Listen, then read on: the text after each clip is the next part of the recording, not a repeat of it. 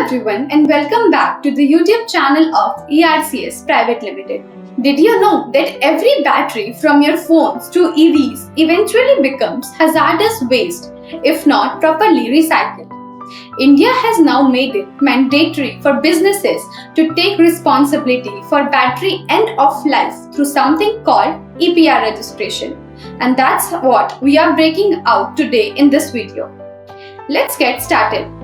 The very first thing is to understand what exactly EPR is. EPR stands for Extended Producer Responsibility, a legal framework under India's Battery Waste Management Rules 2022 that requires producers, importers, and brand owners to ensure their batteries are collected, recycled, or refurbished in an environmentally sound way. This means no more dumping batteries with regular trash. Who need EPR registration for battery waste? Battery manufacturers and producers, importers of batteries or battery-powered products, brand owners selling products containing batteries, recyclers and refurbishers must register too. Basically, if you bring batteries into the Indian market, this law applies to you.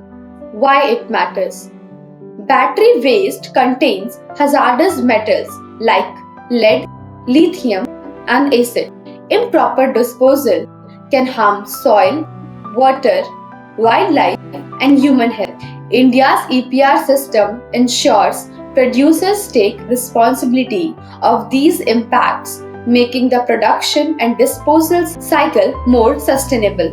Process for EPR registration of battery waste. Let's break it down step by step. Step 1. Visit the CPCB Central Pollution Control Board Battery Waste Portal and create an account. Step 2. Submit Form 1A for producers. Step 3. Upload required documents such as GST, PAN, IEC, company incorporation, and sales data. Step 4. CPCB reviews your application and issue your EPR certificate within about 30 days if all information is correct. Recycler and refurbisher also register through the relevant form and submit quarterly returns. Key compliance obligation. Once registered, compliance doesn't end there. You have ongoing responsibilities. Meet collection and recycling target each year. File annual return before the due date. Work with registered recycler, refurbisher. Add the EPR number on label or packaging of imported batteries.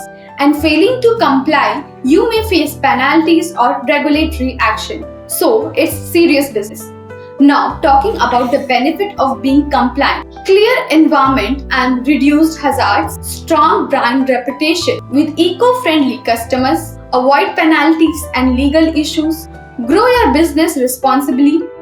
To wrap up, EPR registration for battery waste is now a mandatory legal requirement in India.